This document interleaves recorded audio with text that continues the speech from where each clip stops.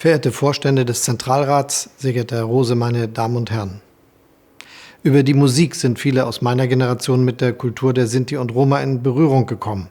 In den 70er Jahren war das ein Album des Jazz-Ensembles um den Gitarristen Henschel Weiß, hatte damals den Deutschen Schallplattenpreis gewonnen. Weiß singt darauf sanften, melodischen Jazz. Ein Lied aber ist ein Aufschrei. Lasst uns unser Recht fordern, heißt es auf Deutsch. Ein Aufschrei nach Jahrhunderten der Entrechtung und Verfolgung. Ein Aufschrei nach dem nationalsozialistischen Massenmord an den Sinti und Roma. Ein Aufschrei aufgrund von Diskriminierung, die Sinti und Roma erfahren mussten und leider immer noch erfahren. Vom langen Schatten von Auschwitz hat Romani Rose einmal gesprochen.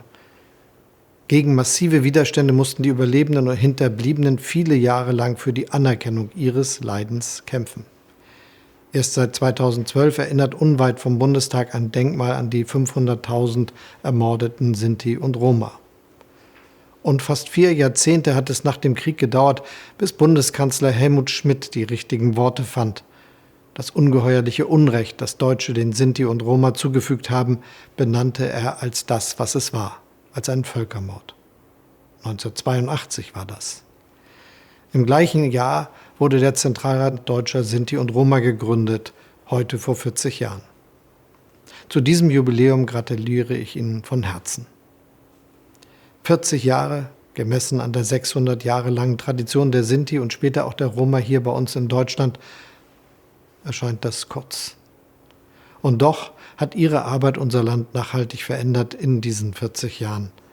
Sie haben für Sichtbarkeit gesorgt, Sie haben gezeigt, wie die Kultur der Sinti und Roma unser Land jahrhundertelang mitgeprägt hat und auch heute bereichert. Sie haben uns allen bewusst gemacht, Deutschland ist Ihre Heimat. Dafür sind wir sehr dankbar.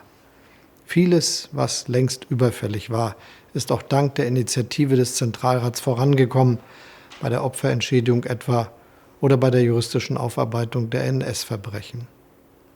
In der internationalen Zusammenarbeit spielt der Zentralrat ebenfalls eine wichtige Rolle.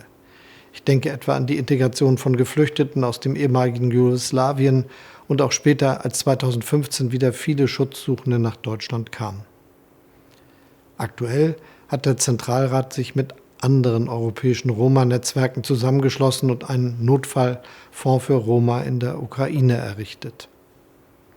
Für dieses Engagement möchte ich mich bei Ihnen allen, den haupt- und ehrenamtlichen Mitarbeiterinnen und Mitarbeitern des Zentralrats, ganz herzlich bedanken. Sie geben Sinti und Roma ein Gesicht und eine Stimme. Sie sorgen für Wahrnehmung und Respekt. Das ist umso wichtiger, als Sinti und Roma auch heute noch alltägliche Diskriminierung und Rassismus erleben. Vorurteile halten sich hartnäckig.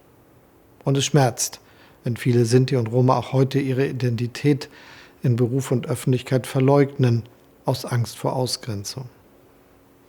Wir werden das nicht akzeptieren. Für Antiziganismus ist in unserer freien, demokratischen Gesellschaft kein Platz.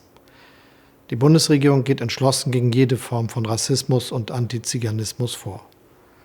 Und ich bin froh, den Zentralrat und Sie alle dabei an unserer Seite zu wissen.